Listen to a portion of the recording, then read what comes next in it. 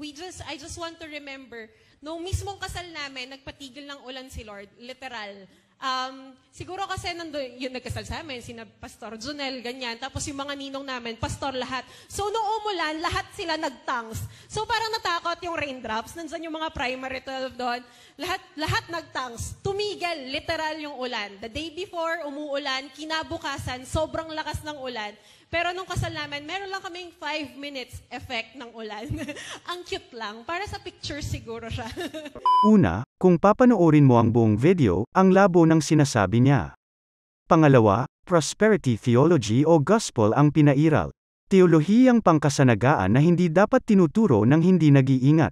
Sabi nga nila tungkol sa prosperity theology, critics argue that this perspective oversimplifies complex issues and ignores the reality of human experiences, including suffering and adversity.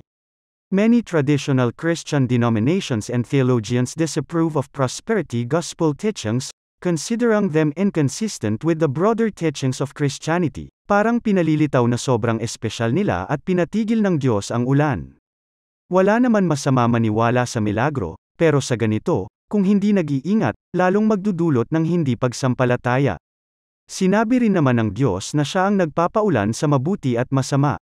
Mababasa yan sa Mateo 5:45. Upang kayo'y maging mga anak ng inyong Ama na nasa langit, sapagkat pinasisikat niya ang kanyang araw sa masasama at sa mabubuti, at nagpapaulan sa mga ganap at sa mga hindi ganap. Hindi lang iyon, may isa pang parte na pamantig sa tainga ko. Heto ang kasunod na bahagi. And then, during that kasal, a week before, kailangan namin magbayad siguro ng 1,000,000 piso. So parang, nagtitingin na lang kami minsan ni JP, parang, ano kayong gagawin namin, ganon. Ang ambag ko lang po talaga sa kasal ay kagandahan lamang po, panalangin, at ang mga tinatanim ko. So yung 11 years old ako hanggang ngayon, siguro, Lord, bikini men, ganon. Ganon lang. Pero, medyo mahirap yon. Hindi, medyo, 1,000,000. And then, after ng kasal, yung alam niyo yon, yung after po ng kasal namin, yung mga devotion natin, nasa Revelations. So sabi ko, Lord, dadating ka na ba?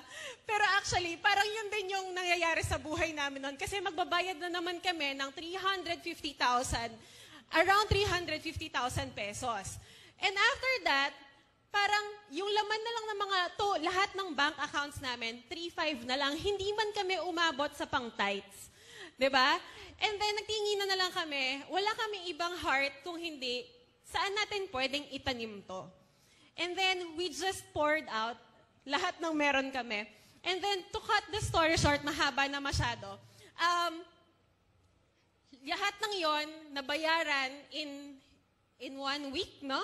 In a week, and then, to God be the glory, we closed a deal na hindi, ito yung more than we asked, think, or imagine kind of client. And it wasn't just the first, and it wasn't the end. Because I believe lahat tayo na nandito, we are experiencing great things. Amen. That we are to expect great things. Because the 5,000 people came to experience the goodness of God. And then, ang milagro po sa lahat ng 5,000 men and maybe plus 10,000 more people is there were an overflow of the bread and the fish. Pero para sa mga disciples, ang miracle ni Lord para sa kanila ay yung multitude. Kaya tayong mga nandito, we are giving because we know that we have great things that will happen in us. Ang dami ko po pong gustong i-share, pero dahil oras na, gusto kong ma-experience ng lahat po.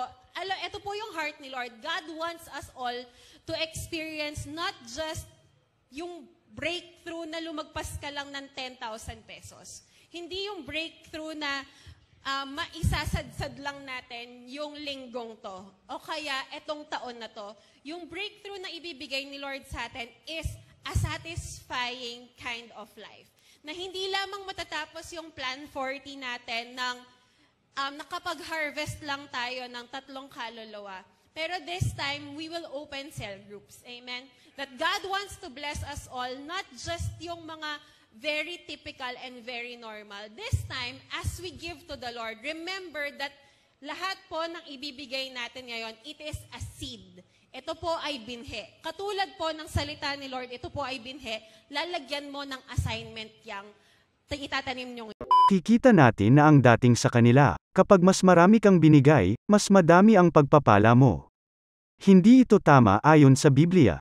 Dahil may mga mabubuting lingkod ng Diyos na hindi nabuhay ng marangya.